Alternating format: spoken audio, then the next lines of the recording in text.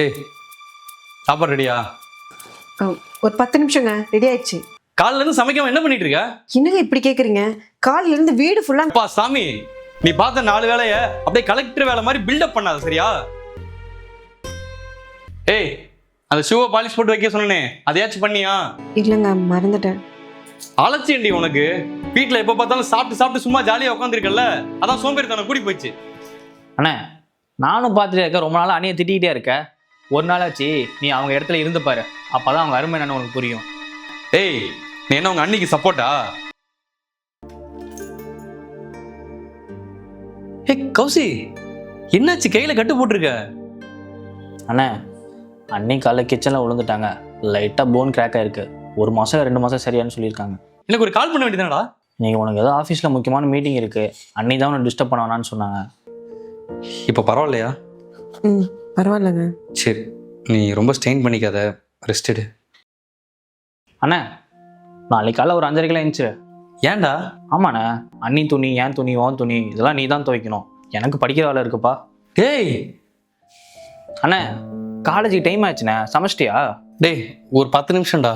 அண்ணே, டைம் ஆயிட்டுக்குன்னு சொல்லிட்டு இருக்கேன், 10 நிமிஷம்னு சொல்ற. டேய், நான் மட்டும் என்ன காலைல இருந்து சும்மா வாடா இருக்கேன். எழுந்து அவன் துணியெல்லாம் துவைச்சு போட்டேன். அப்புறம் போயிட்டு காய்கறி வாங்கிட்டு வந்து சமைச்சிட்டு இருக்கேன்டா. சென்ன நீ சம, நான் சாப்பிட்டே போறேன்.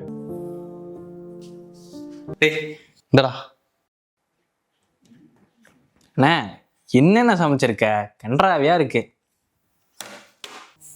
டேய் இல்லடா, ஏதோ எனக்கு தெரிஞ்சதை வச்சு பண்ணேன். அதுவும் இல்லாம சமைக்கும் போதே டேஸ்ட் பார்த்தேன், நல்லா தான் இருந்துச்சு. பண்றவனுக்கு தான்டா தெரியும் எவ்வளவு கஷ்டம்னு. நீ பாட்டு ஈஸியா தூக்கி போட்டு போற. என்ன, உனக்குன்னு ஒன்று வரும்போது மட்டும் கஷ்டமா இருக்குல்ல? அண்ணி எவ்வளோ எஃபர்ட் போட்டு உனக்கு சமைச்சு கொடுத்துருப்பாங்க. ஒரு வாட்டியாச்சும் நல்லா இருக்குன்னு சொல்லியிருக்கியா? வீட்டில் அவ்வளோ வேலை இருக்குண்ணே, இருக்க எல்லா வேலையும் ஒரு ஆளாக இவங்க தானே செய்கிறாங்க.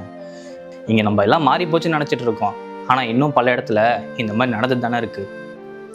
பிரசாந்த், அவன் சொல்றது எல்லாமே உண்மைதான்.